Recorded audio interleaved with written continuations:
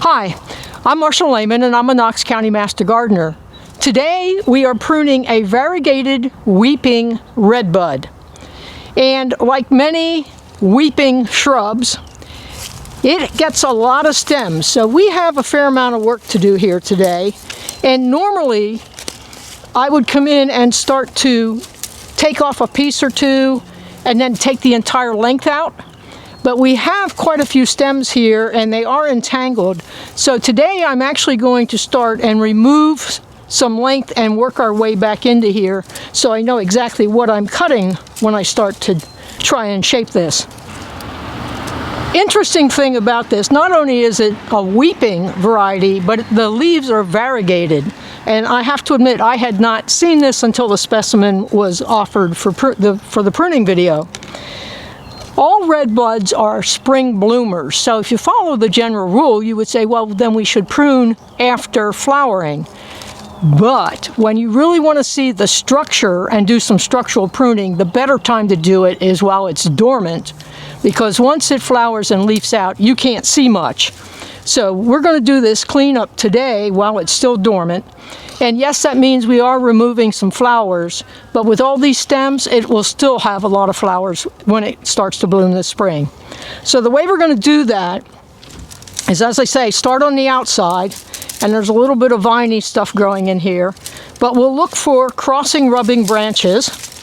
And when you bump one that's dead, it just snaps like that one did. So we'll take off anything that's dead, diseased, damaged, which is where the rubbing comes in, and dysfunctional, which is one of these limbs likely to hit you when you're mowing the lawn or raking leaves or just walking by.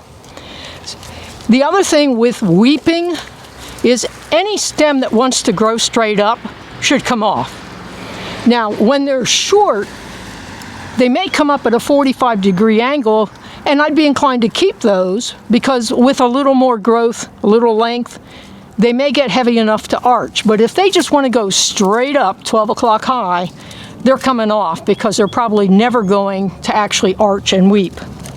And then where we want to get, which is going to be the bulk of the work, is these branches really should be no closer than 2 inches from each other. So we're going to have a fair amount of thinning to do on top. But as I mentioned, today I'm actually going to start on the outside and try and work my way into the middle. Last thing we will do is to come back, and if any branches touch the ground, we want to shorten them. Because when they touch the ground, they're then susceptible to picking up soil-borne diseases. But we don't want to just come around and cut them all the same length so they look like they got a bowl cut. So anything touching the ground will get shortened, but they won't all be the same length, so they still have a natural look. Let me put the clipboard down and we'll get to work. I've come around to the front and trying to figure out where I'm going to start. I see this that wants to wrap back around. I follow it down and it comes off of here, which comes off of a stem that comes down and has a very interesting 90-degree angle. So the first thing I'm going to take off is this thing that's growing at 90 degrees. That's just not a branch we want to keep. Now, when I pull this out, here's where I get some length, and we'll take some out of there. The next thing I want to go after is, I see this coming off of here, which curls around, wraps around here. I'm going to take that out back here. And in a lot of weeping shrubs, you're going to do a lot of moving things around to figure out what's really attached to what. Now here's one, also coming off that earlier stem, that grows back up over the top. So it's got to go. Weeping means it comes out and goes down, not it goes up and over and around again. And again, when I pull this out, part of it broke, so we'll find that eventually. But we've got lots of stuff crisscrossing here. Let me come over here, and I'm going to do the same thing. I follow this one, and it comes from the back side and arches over the top. In the weeping, what we want is stuff to come up and flow out, not up and over the other part of the shrub.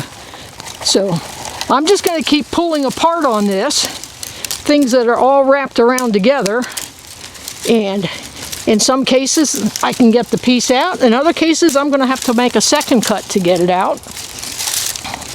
Here we've got this growing over the top. It comes from back here, so let me slide back here and get that out of the way. And the crunching you hear, when it crunches like that, it's dead. So it would need to come out anyway. That's a viney thing growing up. We'll get that out of there. And again, this wants to grow back across the front of the shrub. So already you can start to see it's a little thinner. And so what we're going to do, I'll make a few more cuts here. That's a second viney plant that's growing up in the shrub. But that crosses and rubs, so we'll take that out. These two are rubbing each other, but if we can get them apart, they may, like as I like to say, straighten up and grow right. And if they don't, well then maybe next year they come off. If I come back here to the front again, here's one that grows horizontally. Not the shape we want on a weeping shrub. We don't want a lot of horizontals. There's a horizontal. And that looks pretty, that's crunchy dead. So does it look a little thinner already? I think so. We've cleaned out the front here a little bit. We'll do more, but in the meantime, I'm going to move around. We'll shut the camera off and I'm going to move around and do the same thing on the back. You can see how much thinner this looks at the moment. The one thing I want to comment on is I am finding a lot of branches that come out, make a 90 degree, make another 90 degree, come out a ways, they make a 60 degree, and that just doesn't seem natural to me. I do not know what causes that. I'm not finding old pruning cuts, so it's not a bad pruning job before, and I don't think it's the natural growth habit. I think it may just be that it was so thick that it was growing around in order to try and find the sunlight. Which brings me to a very major point in all pruning, including weeping shrubs, and that is we're pruning for airflow and sunshine. We need sunshine to get in here so we get good foliage. This has variegated leaves, we want to emphasize that. We're not growing it really for the flowers so much, it's for the foliage. And the airflow helps to prevent disease, particularly in our hot and humid summers. When those fungal spores come floating through the air, we want them to keep floating. We do not want them to get caught in our shrubs. So I'm going to shut the camera off again, and I'm going after all these crossing and really kind of interestingly formed branches, which I don't think are its natural shape. And we're just going to keep thinning it, and I'll come back and show you what it looks like when it's done. But it is quite a tangled shrub. I hesitate to call it a mess. You can see that we have thinned out the top quite a bit. You can actually see all the structure now. And frankly, we debated on this one. It got cut pretty short because of the other growth that was on it. And we're leaving that hoping that it will put out some new growth. So, and we've got, like these we really wrestle with, but this is a candidate for putting a spreader in. If we can get that spread just a little bit, it will grow down and fill in this spot where there's a bit of shade coming from a nearby evergreen. So I'm pretty happy with the top and the sides coming down. The last step I mentioned was we would come around and clean up the bottom edges. So as I do that, I'm inclined to come back and shorten these, and it will also allow me to do a little bit of thinning here. That's pretty good. They're not touching. We're going to get that one out of the way. This one is a tad long, so we'll keep part of this.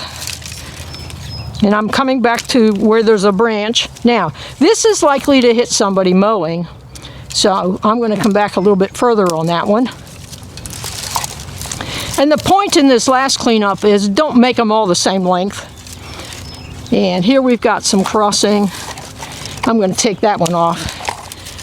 It wasn't so obvious until I tried to come around here and clean that up.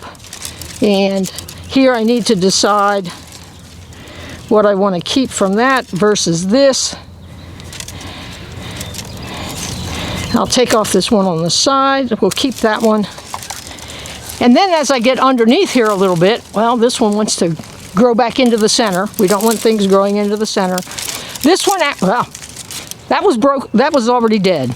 It broke when I touched it. This one touches the ground, so I think, now I want to keep some of that. We'll keep some length on each of these. That comes out at 90 degrees. This one down here just broke off, and that one will trim a little bit. Here, this one's going to grow down into the ground, so I'm going to take it off there.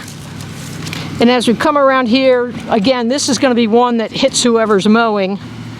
So I'll take it off at a branch node, and I'll make another cut there just to keep it a little shorter. And the backside is pretty clean. So that's it. In this case, we started at the top and we thinned it out. And as we pulled out branches, they were going all through the shrub. You can see that we will definitely get a lot of airflow and sunlight into this shrub, so it should leaf out nicely, bloom nicely. As I say, you're growing it really for the foliage, not the flowers. And you need to remember that pruning stimulates growth. So even though this looks like we took a lot out of it, it will resume growing. It won't need this much cleanup every year. This has been in the ground 6 or 7 years, and this is the first serious pruning it's had. So this is kind of the structural pruning, and from now on, it'll really just be cleaning up the 4Ds and getting rid of the occasional rubbing, crossing branches, and keeping the tips off the ground.